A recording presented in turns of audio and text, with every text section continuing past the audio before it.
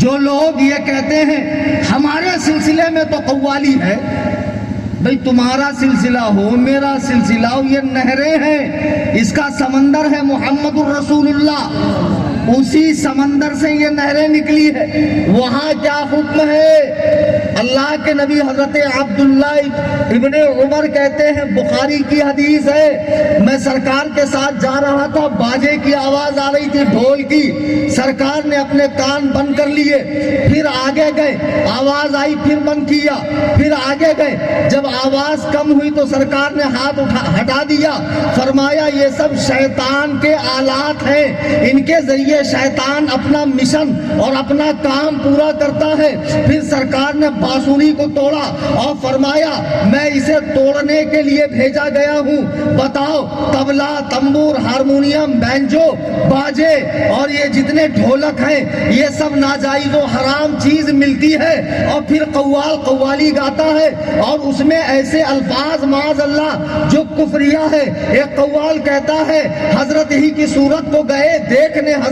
حضرت ہی سے حضرت کا تماشا شب معراج، معاذ اللہ ثم معاذ اللہ، مطلب معراج میں حضور خدا کو دیکھنے نہیں گئے تھے، خود کو دیکھنے گئے تھے، وہ خدا اور رسول کو ایک کہہ رہا ہے۔ یہ ہمارا عقیدہ نہیں ہے، یہ ہمارا عقیدہ ہے ہی نہیں، تم ذات خدا سے جدا ہو نہ خدا ہو،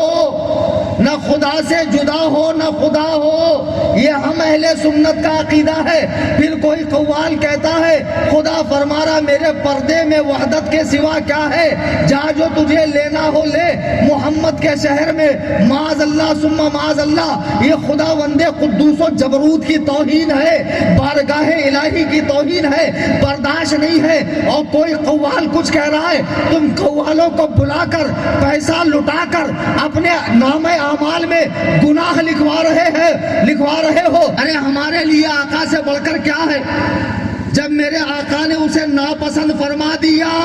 خدا کی قسم جو نبی کا ماننے والا ہے اس محفل میں نہیں جائے گا، اور اگر جائے گا تو اس کی زبان جھوٹا دعویٰ کرتی ہے نبی سے محبت کا، وہ سوچ لے اس میں مالی مدد نہیں کرو گے،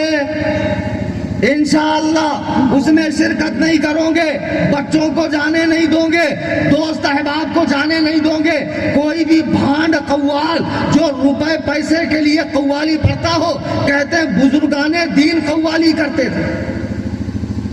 پونگے تجھے کچھ پتا ان کے بارگاہ میں قوالی کیسے ہوتی تھی؟ قوال کہتے ہیں قول بولنے والے کو، مولانا بیٹے پوچھو ان سے،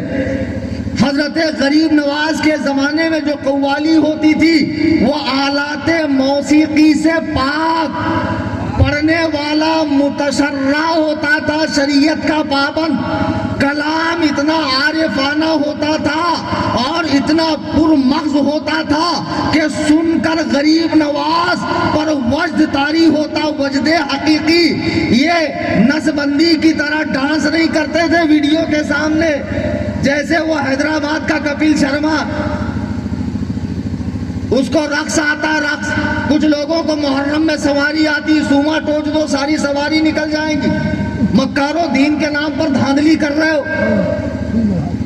تو حضرت غریب نواز پہ وجد طاری ہو جاتا،